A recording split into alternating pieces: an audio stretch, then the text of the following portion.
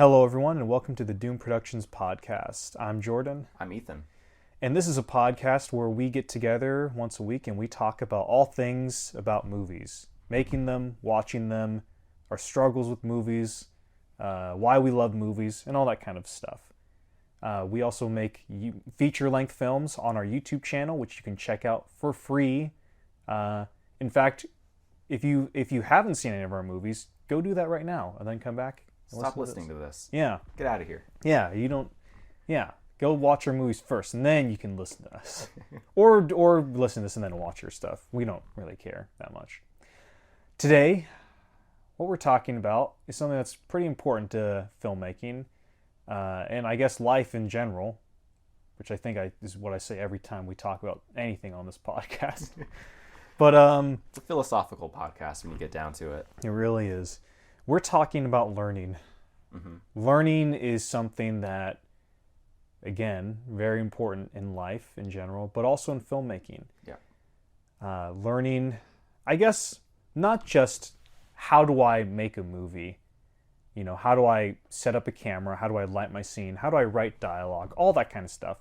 But once you know how to do that, once you've learned how to do that already, how do you get better and how do you improve? Mm-hmm. And what are habits that you can implement in your schedule, in your life, in your creative process to make sure that you're improving as a filmmaker, mm-hmm. or I guess hitting that goal of whatever you want to hit. So let's just dive right into it. Yeah, let's do it. What do you do to keep that growth mindset going? Yeah, well, I think part of it is knowing that when you say hitting a goal, there's always a next goal, mm-hmm. or at least there always should be. Like we will never finish becoming filmmakers. Yeah, like we are filmmakers the second you start making stuff. Mm-hmm. But our goal is always, how do I get better? Yeah, and so that's kind of what we're talking about here. Is what are the ways that we are trying to constantly improve in. And the first thing, and this is probably one of the most important ones, is just setting aside regular time to do that thing. Because mm-hmm. if I shoot a couple shots for my film and then I wait 6 months and then I do a couple more, my growth as a filmmaker is going to be incredibly slow. Mm-hmm.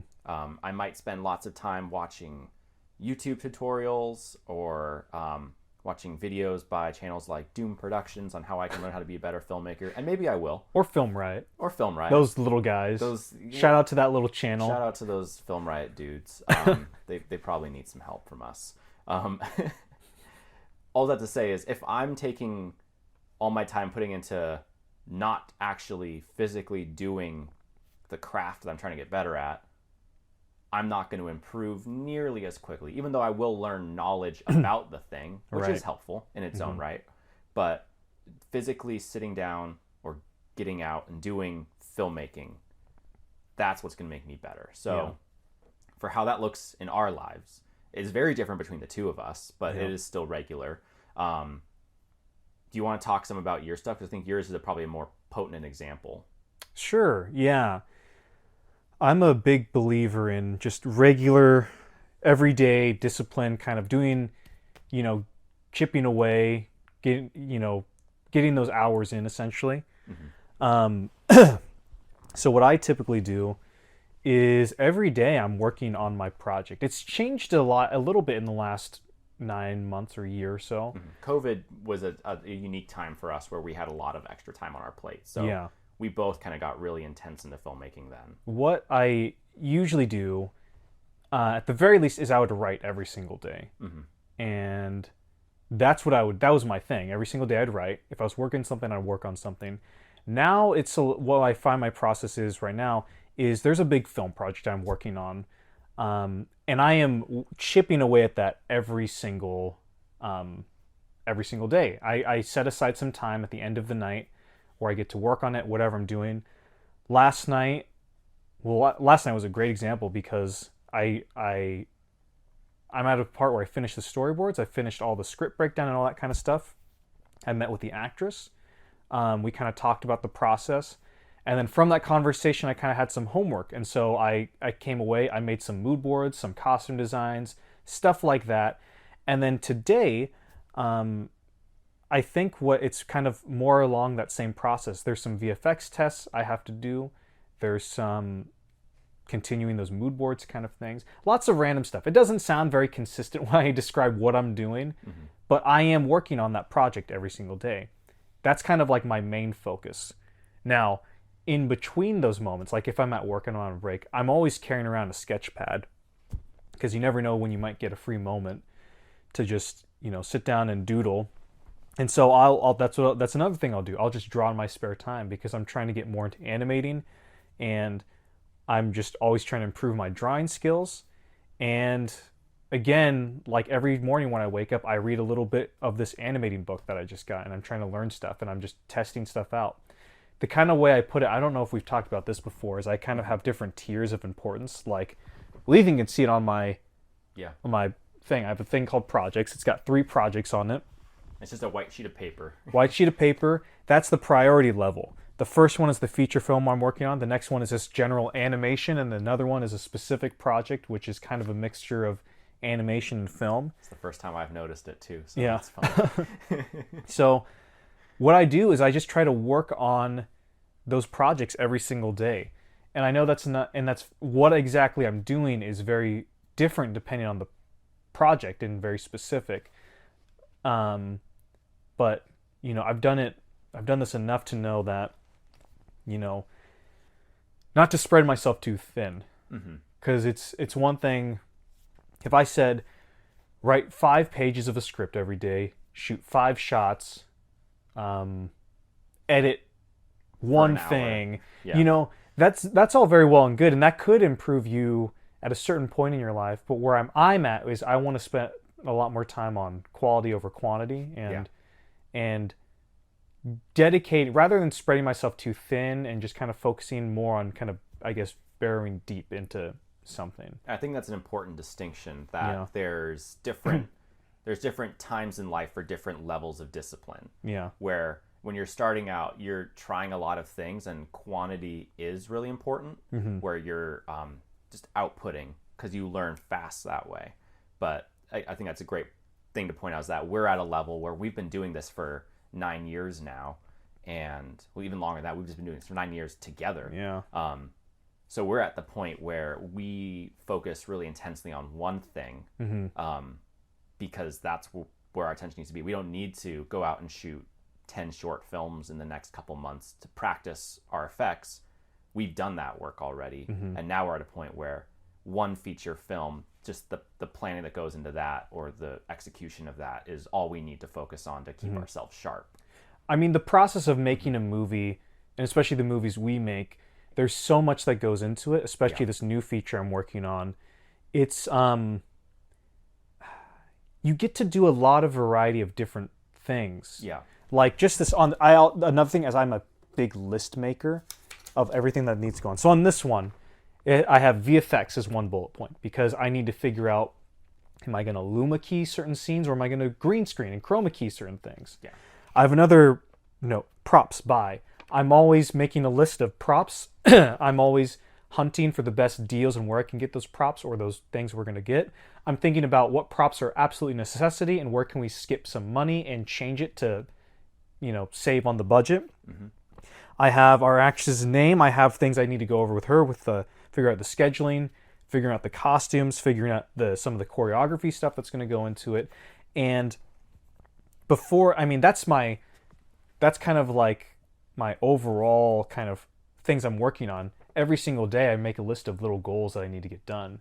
I have a goal for every single month.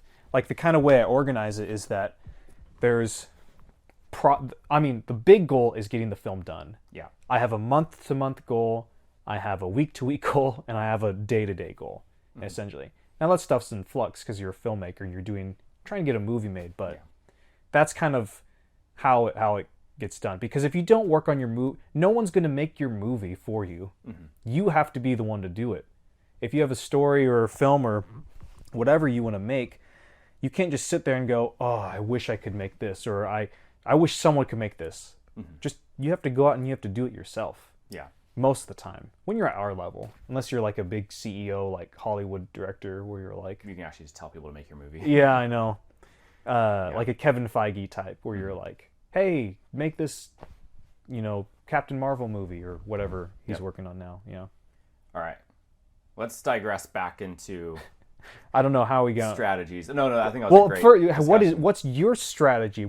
How do you work every single day? What are you doing consistently every day or at a regular time to work? Yeah, I'm a bit more not sporadic, all over the place. Like each day looks a little like it looks different for me. I'm not a lister as much as I wish I was. I'm just kind of a bit more all over the place. But I do always try and make sure I'm working on something each day. And the majority of the time that does look like editing, because I'm in the editing portion of my movie The Bell Rings. So each day I want to sit down for at least 30 minutes to an hour, because I know some days I don't have as much time to dedicate because I have other obligations. So if I can get in at least that much time with my movie, that's a successful day for me.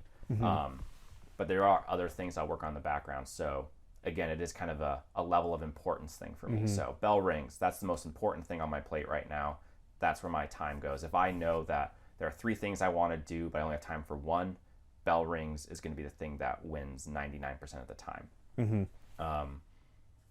And then at the same time, though, I am, just by the work that I do, I work part-time for doing media production. I get practice in other things that I'm interested in or passionate about through my work. And whenever I'm doing those, kind of in the back of my head, I'm always thinking, okay, how am I going to use this in Doom production stuff? Is there a place for this? Does this fit? Whether that's our social media, because that's a big part of my other job, is working in social media. Or I get to make a video for this company, and then if in that case, is there something I can try out that would be something I would use in a Doom Productions video? Like I got to practice some rear projection at one point. And so we got to talk about that, because the shots you posted look great. I want to know how you did that at some point. So that rear project, I was like, well, this is something that would fit for the video I'm doing for this job. But secretly, I'm like, I want to use this in a movie sometime. Yeah. So how far can I push this? And I'm getting paid to do this, which is great. So I'm like keeping track of what works, what doesn't, what I like, what I don't like. So that's kind of my day-to-day. That's built into my schedule. Yeah. And obviously not everything applies, but at the very least, it's keeping me creatively sharp. And I appreciate the work just for that on its own. And then if I have spare time, I'm usually in my notes on my phone or on my laptop if I have it with me. And I'm usually writing, working on a treatment or an outline for features that I have. I have a couple that have been kind of in my head for a bit. I have 3 main features that I've been kind of pinging around on, and they've kind of been shifting in level of importance based on just life circumstances. I'm engaged now and planning a wedding, so that's kind of taken away time. So bigger projects have shifted from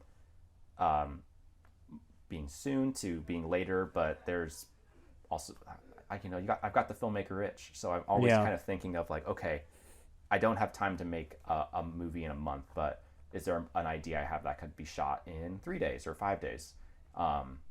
So that's kind of where my head is in right now, is the influxness and just making sure I'm working towards some next goal. Because I know Bell Rings will be off my plate soon, so I'm trying to think of what's the next thing. Yeah. I think coming back to your main point, which is just consistency is key, discipline is key. It doesn't matter what you're doing. Yeah. As long as you're doing it every single day. You might not be working on a feature film right now. You might not be working on any specific project, but it's important that you just practice every single day. Yeah. Because if you want to be a bodybuilder, you don't get to be a bodybuilder by going into the gym a couple times a month, lifting random different weights. No, you get to be a bodybuilder by following a strict diet and following a strict workout regime every single day. And I'm going rewinding back in time to when I was writing the Bell Rings. That was probably the most disciplined I've ever been. Yeah. Where I wrote that from having an outline to the shooting draft of the script. That was 1 month. And I wrote the first draft in 15 days, or maybe 16 days. And that was every day I was going out and writing the script. Yeah. And that was, again, like the first time I'd ever written a feature film script. I'd never done it before, and I learned so much in that process.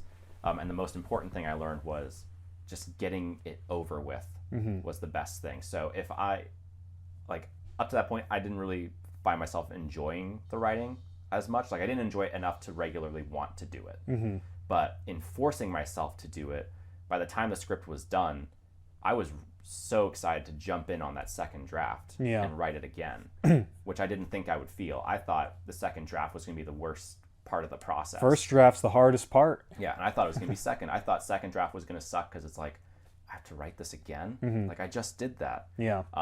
But no, it went just as fun, more fun, just about the same speed. But by the time it was all said and done, but yeah, so being in that level of focus on it was really cool. And like I said, now I'm in a phase where I'm kind of ping-ponging around a bit more, but I set the time aside to make sure that I was dedicated on that one thing at that period of time. I think you and I are, right now, we're both in weird spots where you're technically done with the movie, but you're not actually done with it. You're in the editing phase. Yeah.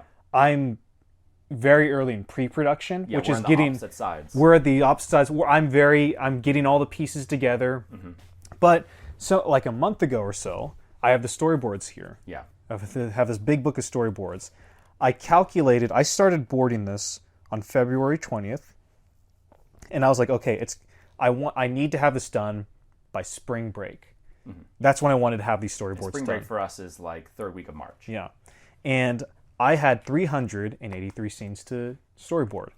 I worked on it kind of sporadically in the beginning, where I would kind of board at least a scene every single day. Yeah. More time on the weekends, because that's when I had more time to dedicate it. But then I kind of did the math, and I was like, wait a minute. At this pace, I'm not going to finish that many storyboards in that amount of time. So I sat down, figured out how many boards I needed to finish by the certain date.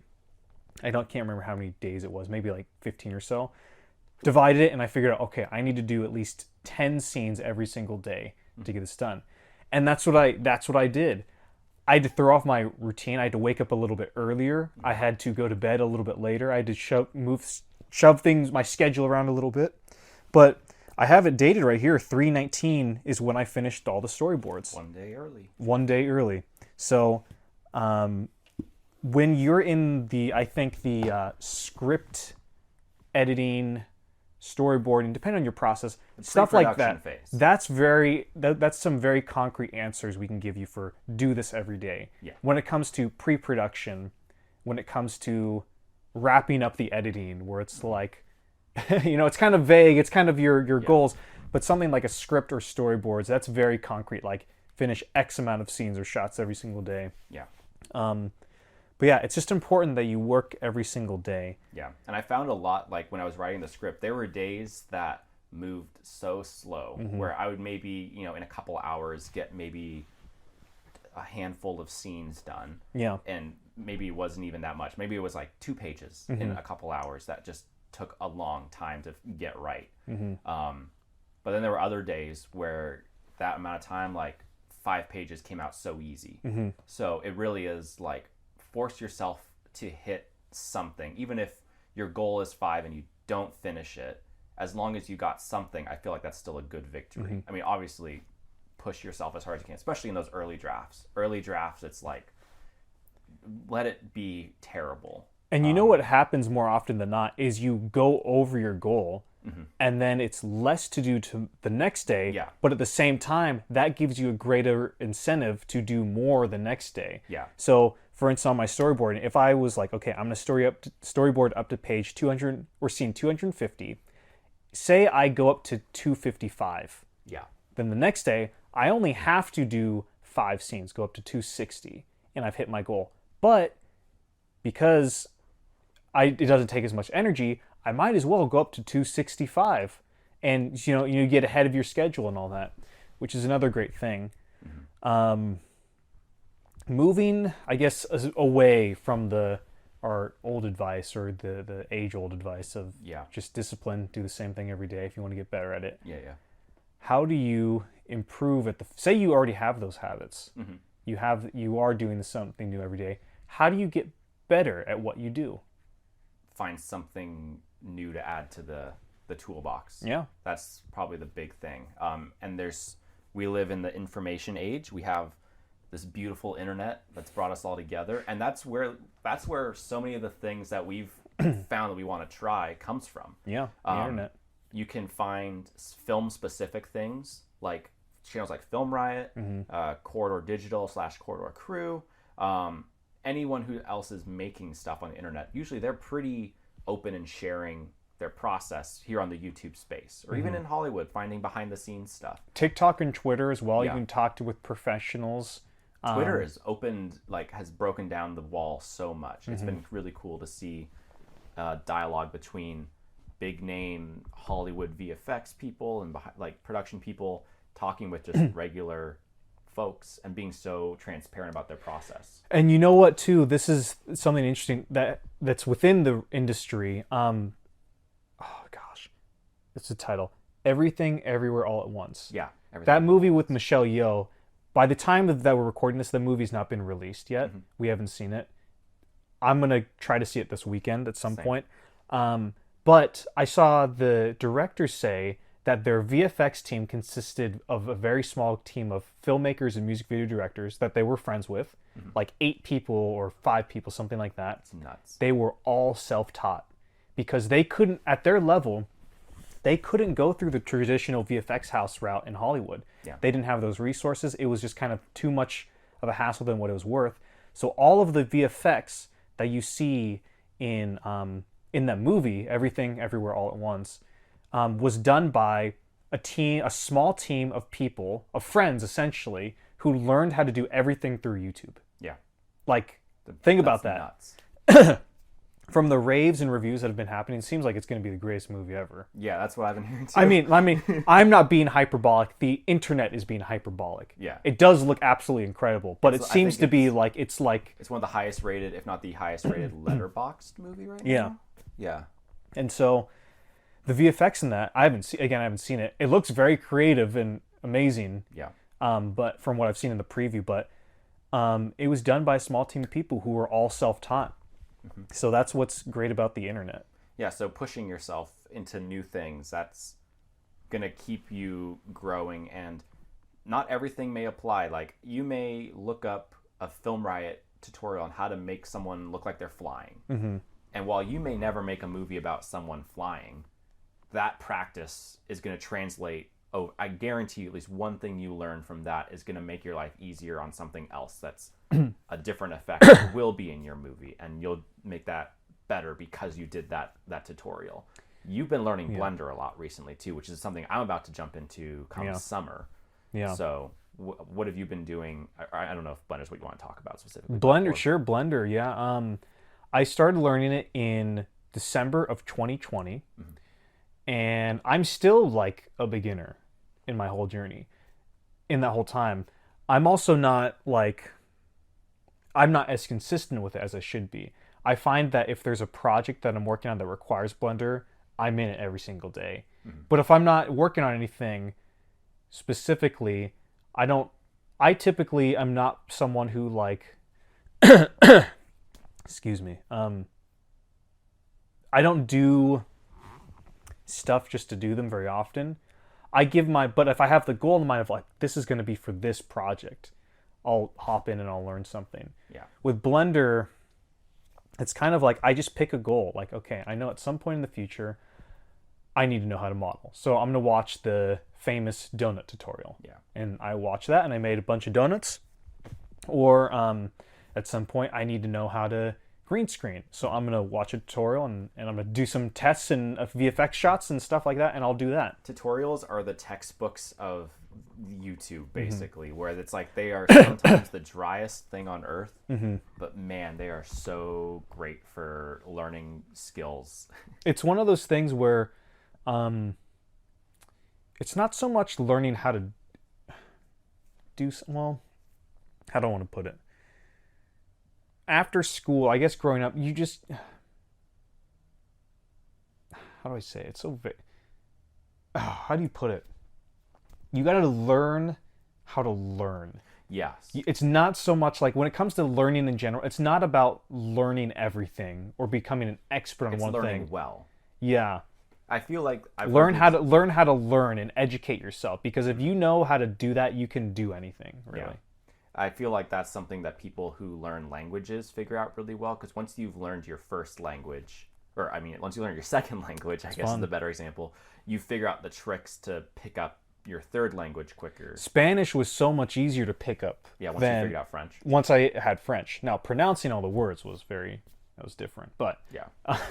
and all the little rules. But like Spanish, that's a good example. Yeah. Spanish is, it helps if they're like related to. Oh yeah, that for sure. But you learn the strategies, and that's the same thing. That's what we're talking about here, is learn the strategies of learning that work for you, because everyone's different anyway. So this is a little soul searching you got to do, a little getting to know yourself. Yeah. And goals too for me really help, because if I don't, I need a goal. I feel like for a lot of stuff, and usually that goal is just make a movie or a project. And then you break that down into smaller bite size. Yeah, exactly.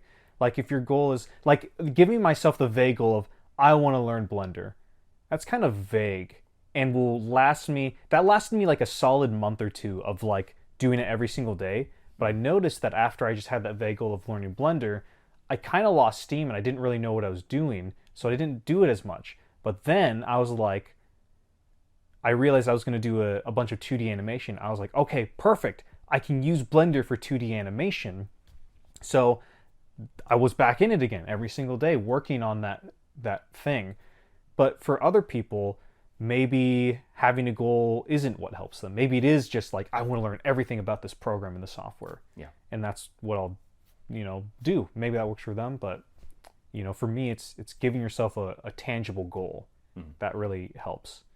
And I guess another question is like, what goals should you set for yourself? Or what goals do you have as a filmmaker? Yeah.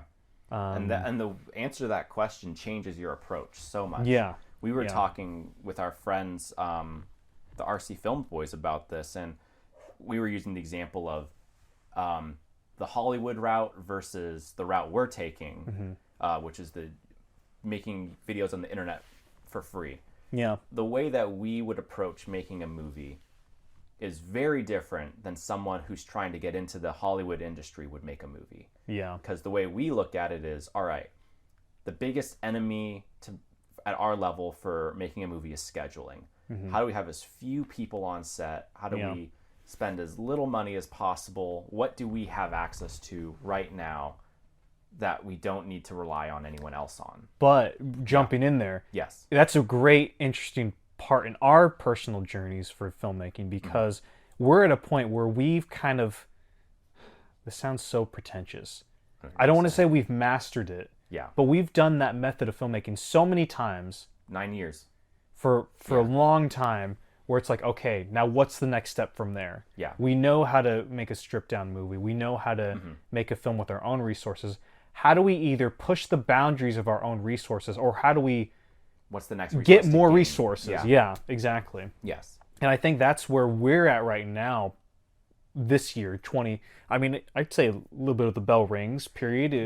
In now. Yeah, that's kind of was the mark of the next phase, I feel like, for us. Yeah, which is, pushing our own limits or getting more resources. And for Blender is one of those new resources. We've never really had access to VFX. Yeah. Or like trying to create that whole software and all the beautiful things you can do with it. The most we've ever done is green screen in the past. Yeah.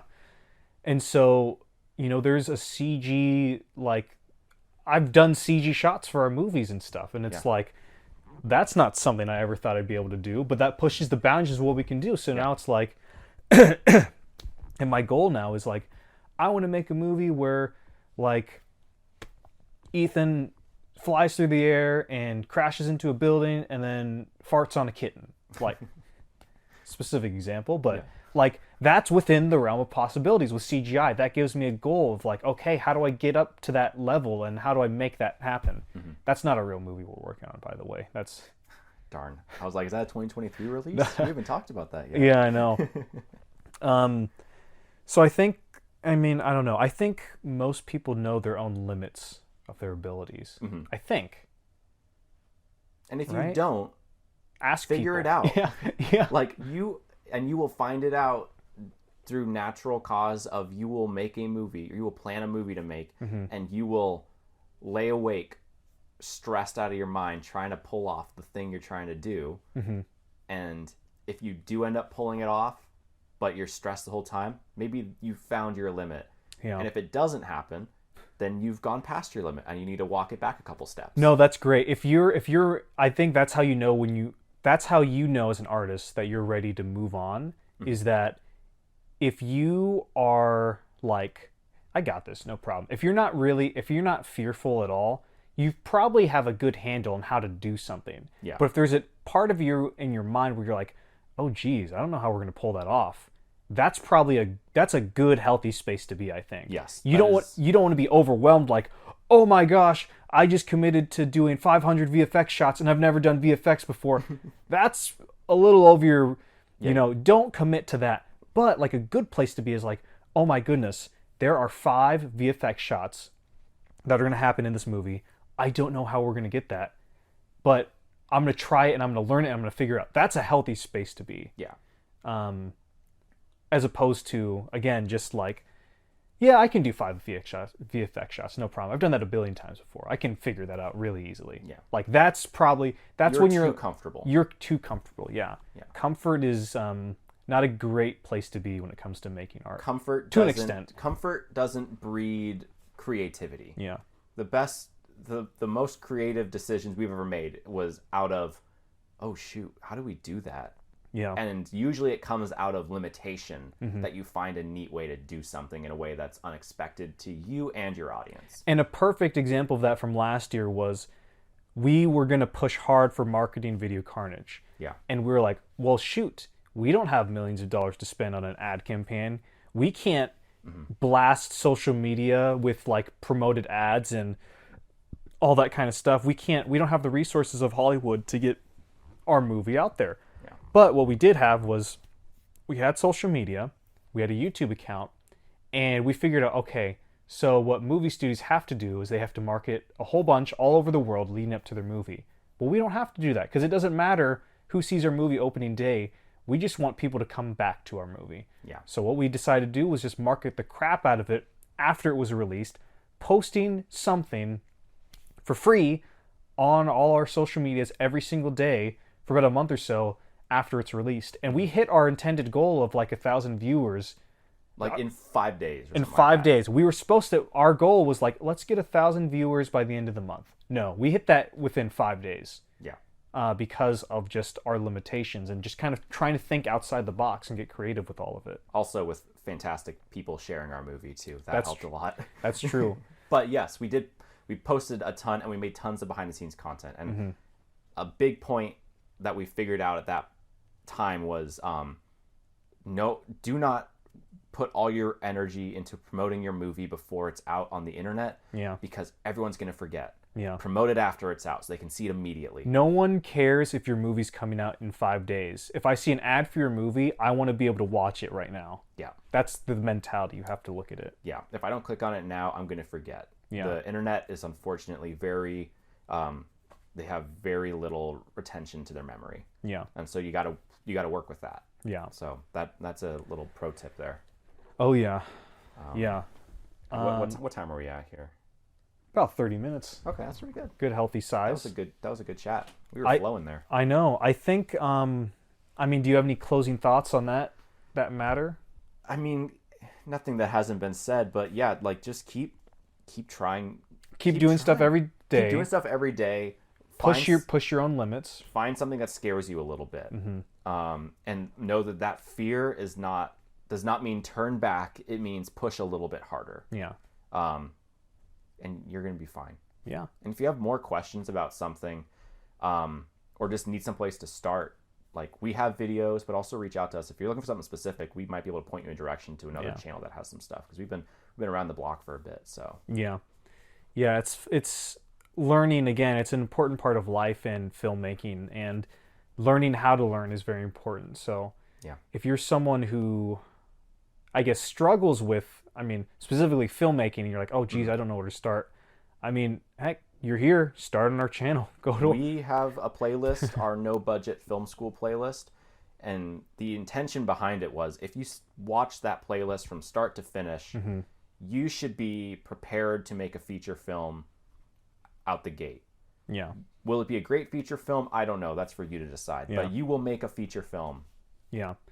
And So give it a shot. Yeah, just jump in there, try to figure it out. And the community's out there to help you along the way. So you're not alone. The internet brings people together. Mm-hmm. We thought we were alone for a very long time, and now we've learned that's not the case, even a little bit, which is a cool thing. Yeah, it's cool and it's fun, and everyone should make movies because it's as accessible as painting or drawing or I can't think of another art.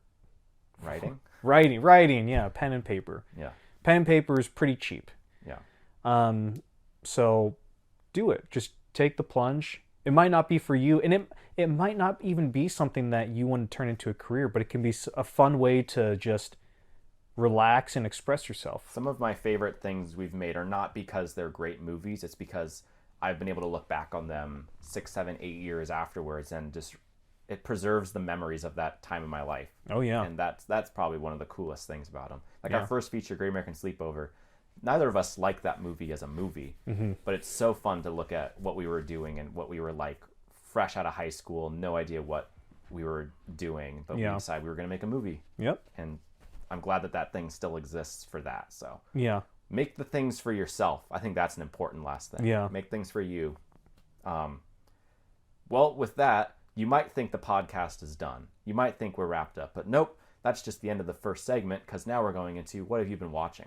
What have you been watching? So, got to pull up Letterboxd. I know we gotta pull up the list. I've been trying really hard to watch stuff in the last week, so I had things for this segment. This segment has made me a better moviegoer. Yeah. Yeah. Okay. Let's see here. Do you want to start, or do you want me to? I'm indifferent. Okay. Well, okay. Let's put this. When was the last time you watched a movie? Whoever most recently watched something can go first. April 1st. My diary won't load. So 3 days ago. I'm connected to the wrong Wi-Fi. Oh my goodness. Tap to reload. No, not Shawshank Redemption. It didn't load, and then it just brought me randomly to Shawshank. Okay. I watched something on April 3rd. Okay, so you beat me. Okay. So I watched 5 movies since the 1st. I watched Moana on April 1st. Nice. Classic. Yeah, really good. I haven't seen it in a long time. I watched it because I do an music activity with the kids at school, and we used I'll Go Far or I'll See Far or whatever. Her song that she sings. That's a really good song. And I was like, man, I gotta rewatch it. It's been a while. Funny. That was playing at my school. Yeah. And it was on like the little How Far I'll Go, that's what it's called. Yeah. They had like an acoustic version of it that was playing like in the lunchroom, and I was like, oh man, I missed this movie. Yeah. That one's super. Moana, that's a fun movie. That's an A-grade kids movie. I like Love it. Then I watched the Spongebob SquarePants movie. Nice. Just as fun. That SpongeBob really influenced our generation of humor. Meme culture. Spawned out of SpongeBob. So many memes. I watched SpongeBob, the first movie, Sponge Out of Water, and then the new movie. I haven't seen the new one yet. Sponge on the Run. How is it? Good. I like all of them. Yeah. Nice. Obviously, there was a magic with Steven Hillenburg. Yeah. With him, because he directed. He was like, it's going to be 3 seasons. Then I'm going to do the movie, which will be the finale, and then I'm out.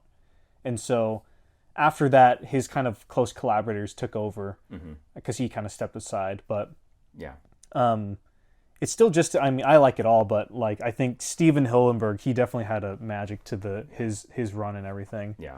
I really like Sponge Out of Water. I remember when that one came out and seeing it in theaters, and that was really fun. And Sponge on the Run is all CG animation too, which is fun. And then the other movie I watched was Princess and the Frog. I've only seen that one once. I think that might be my favorite Disney princess movie. I think it's a good one. Or Disney animated movie, maybe it's 2D up there. Animated ones, yeah.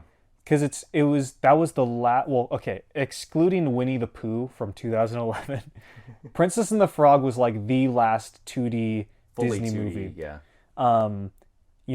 Disney. I mean, they're masters of their craft. Those animators over there, doing animation, 2D animation, kind of like. You could almost have to look at it like, if we're gonna go out on like a 2D animated movie, what a good one to go out on. Yeah. The music's gorgeous. Fun story, fun kind of just twist on the fairy tale.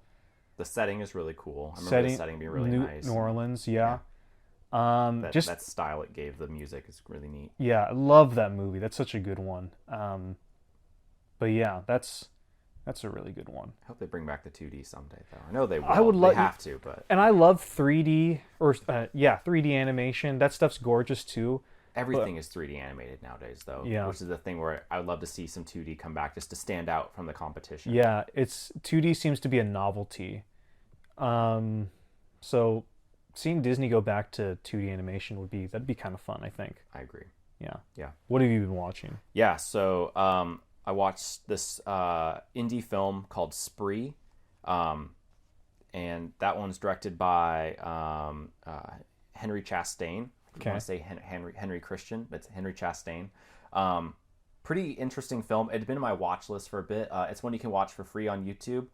It's about 70 minutes long. Who's the channel, or what's the channel? Let me look that up. It was on my watch later, so let me see if it's still on there. Because if it's not, oh wait, that's the wrong Chrome tab. Let's see here. I gotta. When you first said the title, I thought you meant the movie with the guy from Stranger Things, where he's like an Uber driver who kills people. No, this does have murder in it though. So if that's your thing, boy, do I have the movie for you. Okay, Spree. It's just on the Henry Chastain YouTube channel. Henry Chastain. That's what I figured. He's only got 145 subs. He's not making features anymore. His last post was 5 days ago. So. He hasn't posted in a long Was time, it related to the Joel Haver thing? No, it's just a short. Oh, okay. But yeah, he only posted this movie a month ago. And so if y'all want to see just an interesting, very slow-paced murder movie, I kind of compared the tone, I think, to you of like kind of a mix of like Under the Skin and what was the other thing? Shoot, I can't think of it now. I remember you telling me that it was Under the Skin and oh, geez. Doesn't matter. And those aren't perfect analogies anyways, but it's kind of the slow-paced murder spree movie, but very, very meditative almost in a way, but you just kind of are following this person. So it was a nice movie just to have on. Black and white, very pretty cinematography, 4:3 aspect ratio, so nice. Gains our respect just on that alone. Yeah. And then to keep in kind of the darker horror realm, my girlfriend and I, we watched Possum from 2018. Nice. Which was pretty much exactly what I expected it to be. Have you seen it? I haven't even heard of it. Okay, so it's by Matthew Holness. Okay. It's this horror film about this children's puppeteer living in his childhood home, and he has this puppet that he brings around with him in a bag. And it's a movie all about him and his like childhood trauma. Okay. Very cool movie. It's got one shot in it towards the end. You'll know the shot when you see it, if you ever watch this. That is such a doomed production shot. Okay. Where did you watch this? I watched it on... Was it on Amazon? It was on Tubi. Tubi. It was on Tubi because it had ads. That's what I remember. But definitely worth the watch. The cinematography is beautiful. It's a movie that definitely has probably a watch it again quality to it. But a very good, disturbing horror movie. That's very like psychological. Nice. And very, very doable. Again, if you want to see how a great movie can be made on a very doable scale, like this is one to watch. But Possum, definitely worth checking out. 2018, and Matthew Holness is like his first. I think it's one of his only features he's ever directed. He's mostly got writing credits. So I hope he makes something more, because I think he just has shorts after this. Ah, I see. So that's cool. Someone to keep an eye out for if he's making anything more. Yeah. Yeah. So those were the movies, and then I have a long list of the Oscar features. Me too. Same. It's been nonstop. Yeah, I feel bad because I was so excited to watch all of them. Yeah. And that's not possible. No, because there's like 500 something movies Yeah, in there. there's 575. I think was Can't the number remember. that Joel texted us last he counted. It's a lot. It's a whole lot. But I have a list of like our friends and people who've sent us movies. Like I have a list of those people. I'm gonna watch those. Yeah, It's just a matter of when. And yeah. to complain about a first world problem, I go to work for 8 hours or so. Mm-hmm. I come home. I We have our I work discipline. I work on our film stuff. By that point, it's usually 8 or 9 o'clock, which is my bedtime, and then I have to rinse and repeat the next day. Yeah, So movie time has shrunk for us. movie time has shrunk. It's not, I watched a lot of movies this last weekend because weekends are the time we can do it. weekends are the time we can do it, and I was in a well for me I was in a kids mood, kind of like I need some good kids movies. I haven't sat down and watched a Disney thing in a long time, and those are fun. Yeah, and I mean that's not to say this is I mean here's what it sounds like I'm saying I'm not in the mood to watch those Oscar movies, but that's honestly the point. I want to be in the right mood. I want to give them the time, the attention they deserve. You I don't want want to to be be checking your phone during. no, and Yeah. during this Disney movies, I'm like checking my phone. I'm like looking up facts. I might be working on drawing or something. I'm not giving it my full attention. So, yeah. It is what it is. But we will be getting around to watching those movies. If you would like to be on that list, if you want to be higher up on the list, if you Yeah. want us to point us in the direction of your movie, send Yeah. us. Please let us know. Send it to us. Leave a comment down below, or like email us, or Yeah, just social give us media. a link or a title, Yeah. anything, and we'll be sure to check it out. If you leave a comment down below that just says, "Hey, my movie's on my channel, come watch it," that'll help us out with finding it because there's just so many. Yeah. No promises on when we can watch it, but we will promise we will we get will around to watch it. it. We will definitely watch it. Yeah. In fact, I kind of want to do what I did last time, which is where I just sat down and binged them all in a day. You gotta let me know when you do that. Yeah. Because I think that'd be cool if we could schedule up a time to do it Yeah, that'd be fun. whenever our schedule syncs up. Yeah, at some On a point. Monday night. Yeah. But yeah, so that's what we've been watching, what we're planning to watch. Mm-hmm. What have you been working on? I mean, we kind of talked about this a little Yeah. bit, but what's Yeah. been the big thing? Well, it's been cool. I've gotten to show 3 people, not including you, Oh, the first half of The Bell Rings. okay. Well, you're old news. You've seen it a couple Yeah. times now. So that's been really great. We showed one of the lead actors, well, the lead actress of the movie, and then also Nathan and Caleb of RC Films. They came down. I showed them the first half of The Bell Rings. So it's been cool to get feedback from the outside, people who haven't been as involved since the production of that movie or even at all. Yeah. To see their insight of what works for them, what things they notice that like could shift or adjust. That's all great feedback. I'm at the point right now where that feedback is really useful. So that's been great to do, and it feels like the horizon is getting closer, which just feels great. And so that's kind of made me start to think a bit more seriously about what's coming next. And so I've had some feature ideas. I've talked to some actors, and those ideas have shifted since. But now I'm kind of, as of 2 nights ago, I've started drawing out some treatment ideas for a feature that I might try and shoot early this summer. That would be a very fast, like almost like a 3-day weekend kind of shoot, ideally. So I'm kind of starting to just get my ideas out on paper, think about it. It's all, a lot of it's just vibe right now, just letting the movie breathe, finding specific things that stand out to me and exploring them in my head, and then just always have my notes app ready on my phone to just like jot down ideas. So so I'm not ready to talk about it too much yet, just because it's at the phase where literally anything could change on me. The normal Doom Productions reason for not talking about our stuff as much.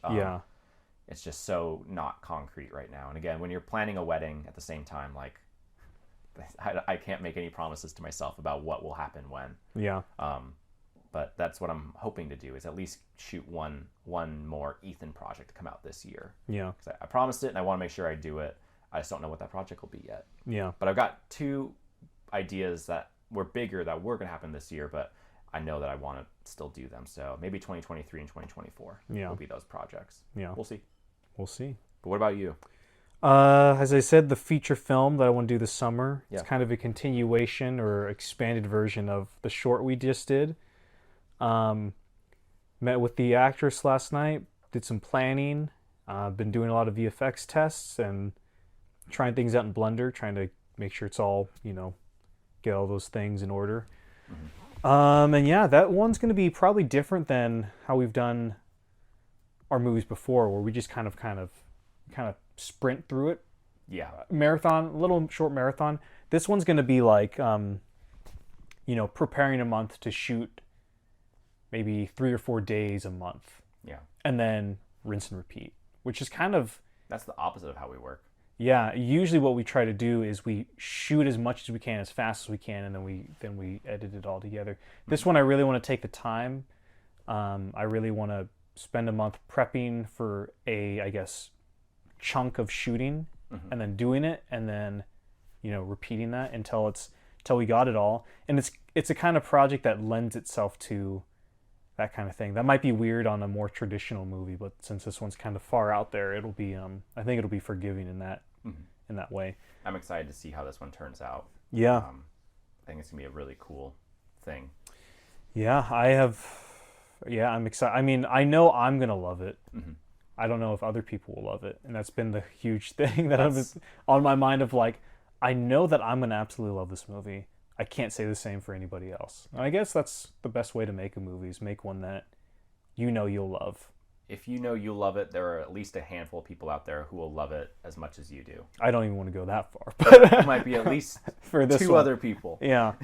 I know you'll like it. I know I'll like it. Yep. That's all you need. Hey, I thought only we would like House when I made that. And what do you know? Yeah. I thought that was way too out there. Yeah, no, but yeah, it's gonna be fun. Some crazy stuff coming this year. Yeah. Some good movies. Phase 3 of Doom Productions or whatever. Yeah. So we'll see. Yeah. Well, that seems like a good place to wrap up this episode. Yeah, I think so. Cool. Well, if you want to stay in the loop about what's coming up here and to see these movies come out, hit that subscribe button. We're a place where we want to help other filmmakers find a community. So this is, if you're here, welcome. We're glad you found us, and we hope you stick around. If you want to watch our movies, there's a playlist you can find on our channel where you can watch all of them. It's just titled Feature Films. And if you want to support us further, if you think that's something you want to do, we have a merch shop, actually, that you can check out. You can find some shirts there, some stickers and some posters and mugs and all kinds of stuff. So if you want to be an MVP, feel free to rep the Doom Productions merch. We appreciate it. But they're really comfortable shirts. Let me tell they are you. really comfortable. I love them so much. So we don't get those cheap starchy shirts. Yeah, that's a really hard thing to say. I'll have to phrase that better next time. Okay, well, all that being said, thank you so much for listening to this episode. We will catch you on the next one.